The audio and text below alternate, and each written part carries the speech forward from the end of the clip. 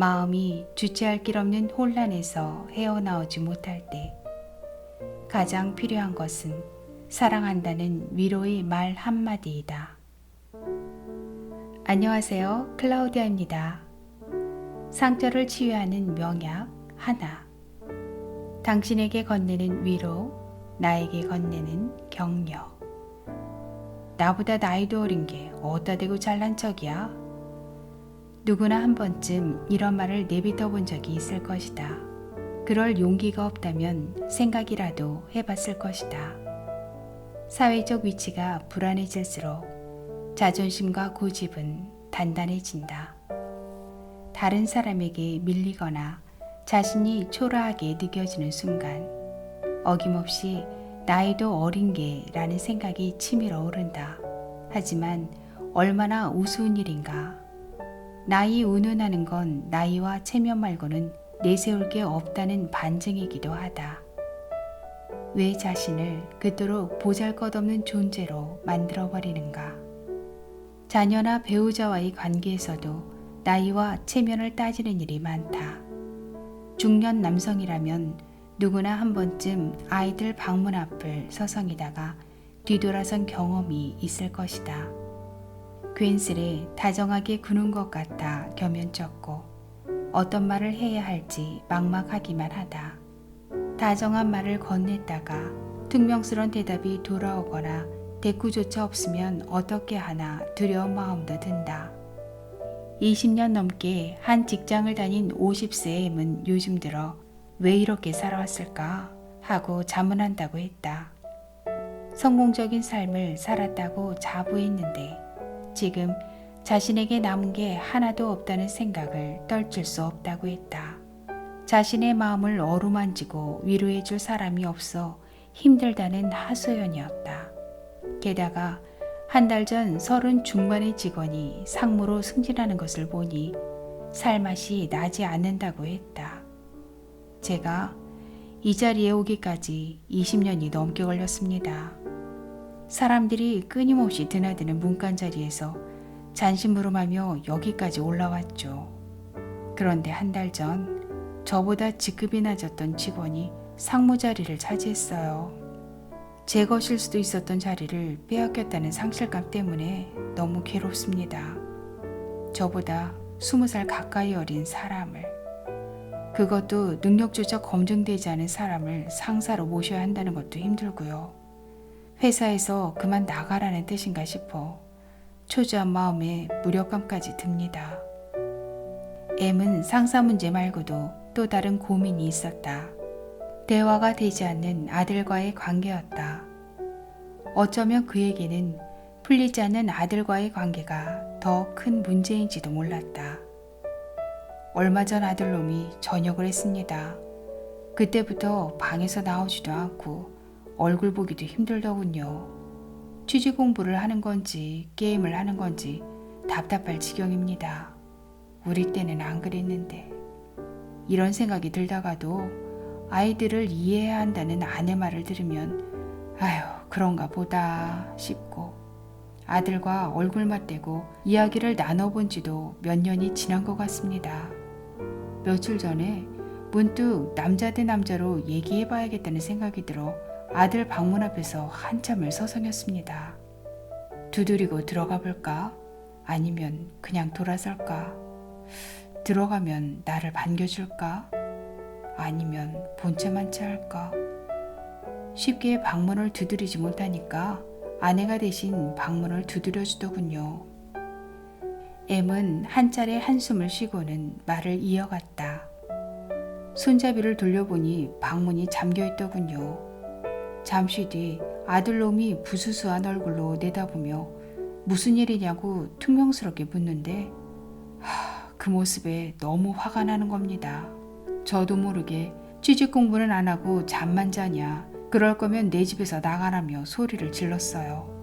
아내가 말리지 않았다면 더 심한 말을 했을지도 모릅니다. 그 길로 아들은 집을 나갔고 M은 며칠 동안 너무 괴로웠다고 했다. 나는 M의 괴로움이 짐작이 가고도 남았다. 그는 어젯밤에 집으로 돌아온 아들과 대화를 나누었다고 했다. 제가 먼저 미안하다고 말했습니다. 아들은 취직 공부를 하다가 잠깐 눈을 붙였던 거라고 하더군요. 그러면서 아버지가 원하는 아들이 되어주지 못해서 아버지만큼 능력 있는 아들이 되지 못해서 죄송하다고. 그 말을 듣는 순간 마음 한편이 뻐근하게 아파왔습니다. 아이의 마음을 헤아리지 못하고 젊은 상사에게 뒤틀렸던 마음을 아들에게 표출한 제 자신이 참으로 모자라게 느껴졌어요. 힘들게 살아온 저야말로 위로받아야 하고 위로받을 자격이 있다고 여겼는데 잘못된 생각이었습니다. 정말 위로받아야 할 사람은 제가 아닌 아들이었어요. 좀처럼 취업이 안 되니 얼마나 주눅들고 괴로웠을까요? 이런 아들의 마음도 몰라준 제 자신이 너무나 부끄럽습니다. 존 듀이에 의하면 인간이 가진 가장 큰 본성은 중요한 사람이라고 느끼고 싶은 욕망이라고 한다. 우리는 누구나 남들에게 중요하고 가치 있는 사람으로 인정받고 싶어 한다. 자신이 사랑받고 있음을 아는 사람은 한 조각 빵에도 만족할 수 있다. 하지만 사랑받지 못하는 외로운 사람은 이 세상의 모든 보화를 가져도 마음을 채우지 못한다. 특히 가정은 한 사람의 인생이 펼쳐지는 출발점이자 가장 큰 사랑을 주고받는 공간이다.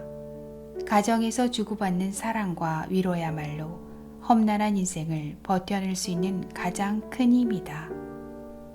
우리 인생에 힘들고 어려운 순간은 언제든 반드시 찾아온다. 직장에서 밀려날 수도 있고 건강이 무너질 수도 있다.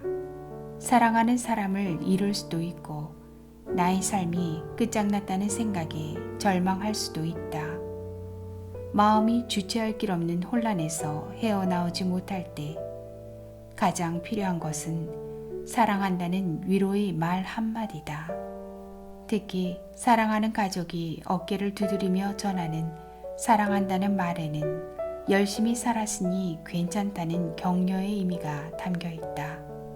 위로는 힘든 생활을 가뿐하게 이겨낼 수 있는 힘을 준다. 이제껏 열심히 잘 살아왔다고 토닥토닥 마음을 어루만지고 힘을 북돋는 위로의 말은 이 거친 세상에 내 편이 있다는 든든함을 준다. 지금 곁에 있는 이들에게 사랑한다고 말해보자. 같은 지붕 아래에서 함께 살아가는 가족에게 사랑과 위로의 말을 건네주자. 오늘 나의 실수로 누군가에게 아픔을 주었다면 사랑의 말 한마디로 그들의 상처난 가슴을 치유해주자. 오늘 누군가 감당하기 어려운 일로 고통받고 있다면 위로의 말 한마디로 고통을 어루만져 주자. 사랑과 위로의 말은 그 말을 듣는 사람이 안고 있는 상처와 고통을 치유해 줄 뿐만 아니라 그 말을 하는 사람의 마음을 기쁨과 행복으로 출렁이게 한다. 위로와 격려의 한마디를 꼭 타인에게만 건넬 필요는 없다. 내 스스로에게 건네는 위로와 감사의 표현도 큰 힘이 된다. 나는 요즘 들어 나 자신과 많은 대화를 한다.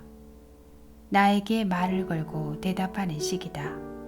자기 대화는 나의 감정만 생각하거나 감정의 늪에 빠지지 않게 한다.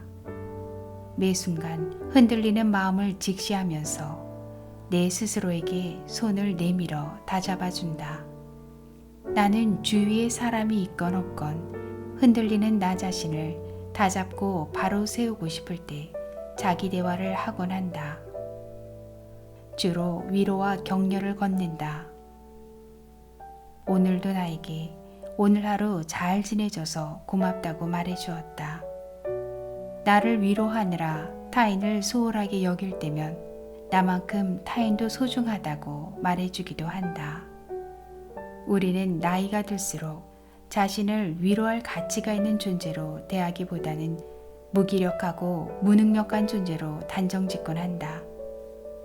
이제껏 해온 것보다 하지 못한 것에, 지금 가진 것보다 가지지 못한 것에 집착하면서 자신을 실패자로 낙인 찍는 것이다. 이렇게 자신을 실패자로 규정하는 순간 아무리 열심히 살아왔고 많은 성공을 거두었다고 해도 실패자가 되고 만다. 나는 실패한 사람이라는 부정적인 말 한마디가 자신을 진짜 실패자로 만들어버리는 것이다. 이제부터는 자신을 위로와 격려받을 가치가 있는 존재로 대해주자.